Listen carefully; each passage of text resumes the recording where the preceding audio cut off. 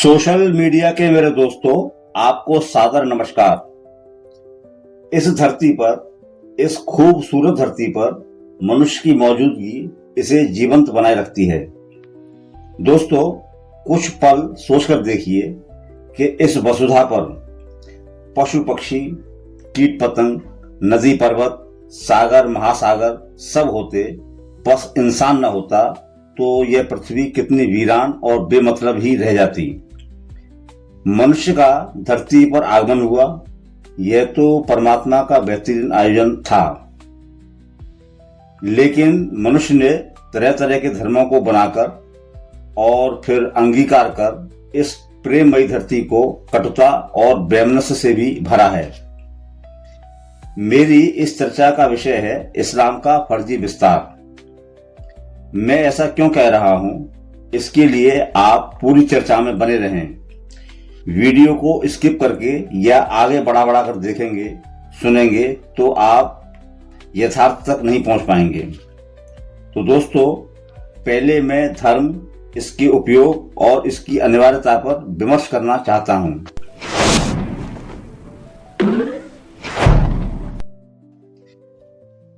इंसान का जो जीवन इस धरती पर संचालित होता है, उसके लिए किसी भी धर्म की कोई आवश्यकता नहीं होती। इंसान जिस ऑक्सीजन के सहारे जीवित रहता है, वह किसी धर्म से बंधी हुई नहीं है। इसी तरह उसके शरीर के अंदरूनी अंग जैसे आंतें, किडनी, लीवर, हृदय, फेफड़े किसी भी धर्म के हिसाब से काम नहीं करते। मनुष्य के भोजन पाचन के लिए भी धर्मों के अलग अलग निर्देश नहीं हैं। न ही उनका भोजन और पानी किसी भी धार्मिक पुस्तक से प्रेरित होता है। सभी इंसान एक ही तरह से खुश या उदास होते हैं। पूरी दुनिया के लोगों का हंसना और रोना एक जैसा होता है। प्रियजन की मृत्यु का दुख, बिछुओं की पीड़ा, चाहे हिंदू हो या ईसाई, मुसलमान हो या यहूदी, सभी को एक जैसी होती है। यह पीड़ा अलग अलग धर्मों से अलग अलग नहीं हो जाती। दोस्तों, इसे निश्चित ही समझिए कि कोई व्यक्ति अगर चाहे तो बिना किसी धर्म को अपनाए अपना पूरा जीवन सुख शांति से जी सकता है, जबकि धर्मों को अपनाने वाले लोगों के जीवन में यह सुख शांति बहुत कमजोर हो जाती है, क्योंकि धर्मों को अपनाने वाले लोगों को कुछ धार्मिक निर्देश भी अपनाने होते हैं। मैं ऐसा तो नहीं मानता कि इस पृथ्वी पर, इस दुनिया में जितने भी धर्म हैं वे व्यर्थ हैं या उन्हें विदा हो जाना चाहिए। अगर कुछ महान लोग इस धरती पर आए हैं और उन्होंने धर्मों की संरचना की है, तो निश्चित ही यह जरूरी रहा होगा।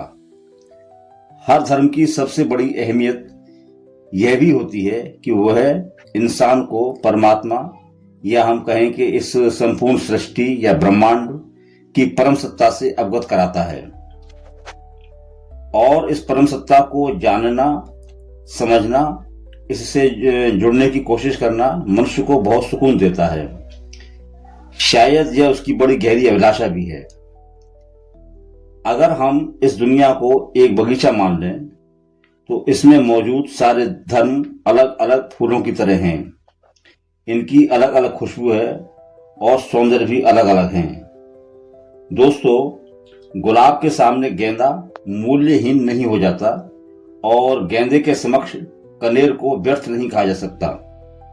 मेरा यह साफ साफ मानना है कि तरह तरह के धर्मों से इस धरती पर इंसानों का समाज व्यवस्थित होता है। व्यवस्था के लिए अलगाव एक अनिवार्य शर्त है। जैसे एक स्कूल में अलग अलग कक्षाएं होती हैं, एक ही बड़े हॉल में सारी कक्षाएं नहीं पढ़ाई जा सकती।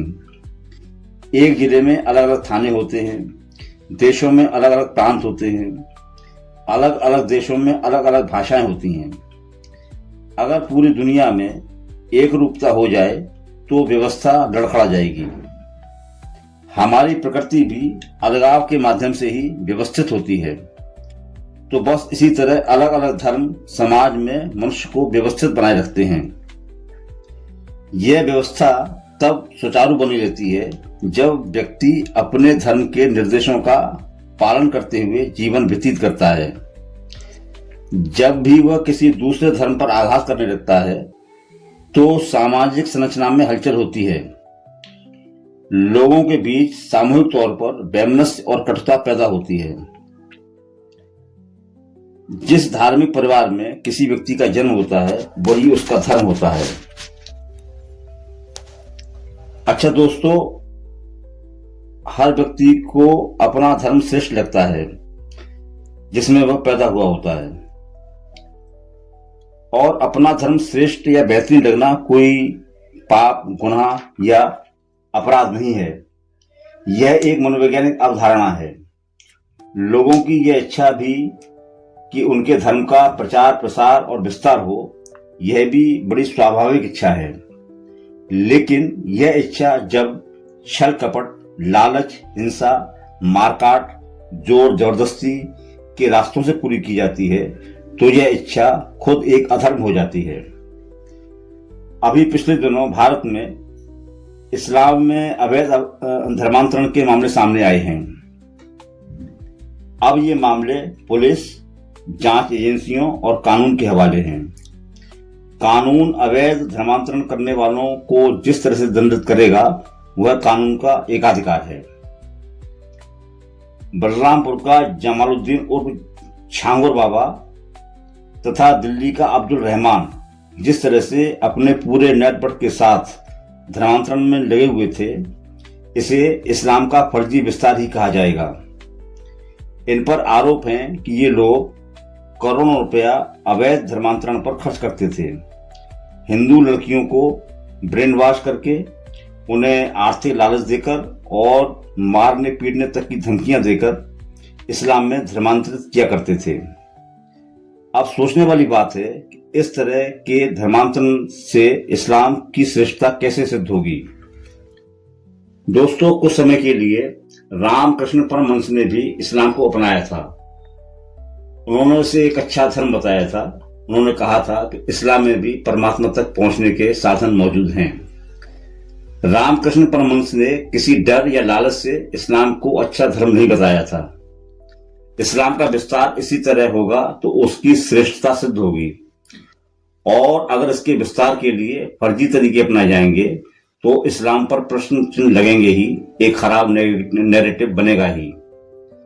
इसलिए मैं कह रहा हूं कि जो इस्लाम के चाहने वाले हैं वे ही इस मुद्दे पर इस्लाम के दुश्मन नजर आते हैं। अवैध धर्मांतरण कराने वाले तो इस्लाम के दुश्मन हैं ही, जो इस्लाम की छवि खराब कर रहे हैं। वे शांतिप्रिय मुसलमान भी इस्लाम के सच्चे हितैषी नहीं कहे जा सकते, जो अवैध धर्मांतरण के मुद्दे पर शांत बने हुए हैं।